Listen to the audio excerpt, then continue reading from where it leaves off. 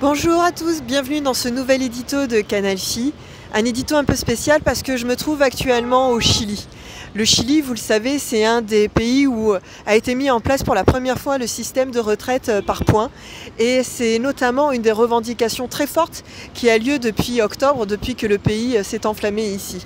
Et vous voyez derrière moi, nous sommes à la place Baquedano, surtout connue pour être nommée la Plaza de la Dignidad. Et vous voyez notamment sur le fronton de cette statue marqué No Más AFP. No Más AFP, ce sont les noms qu'on donne ici au fonds de pension. Parce que ici, depuis maintenant plusieurs années, vous avez les retraites qui sont gérées par des fonds de pension. Finalement, si vous voulez savoir ce que va donner la retraite dans 30 ans, une retraite qui est gérée par ces fonds de pension, par ces banques, par ces assureurs, eh ben, pas besoin de faire un saut dans le temps. Vous pouvez regarder ce qui se passe ici au Chili. Et au Chili, ces AFP, ces fonds de pension sont vraiment absolument combattus par les manifestants parce que aujourd'hui, la situation des retraites au Chili, c'est quoi? Vous avez ces AFP, ils sont 6 exactement. Chacun pèse autant financièrement que l'État chilien. Et ils sont responsables finalement de la pauvreté des retraités ici.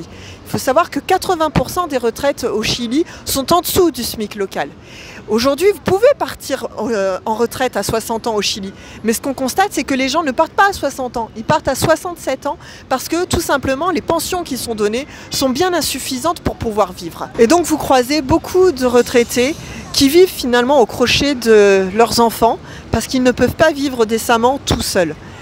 Et ils sont ici en première ligne dans les manifestations pour réclamer de revenir à un système par répartition plus juste. Finalement, le modèle français est ici un modèle pour eux parce que c'est un vrai modèle de justice où les fonds qui transitent entre les actifs et les retraités ne passent par aucune banque, ne passent par aucun fonds de pension, ne passent par aucun assureur.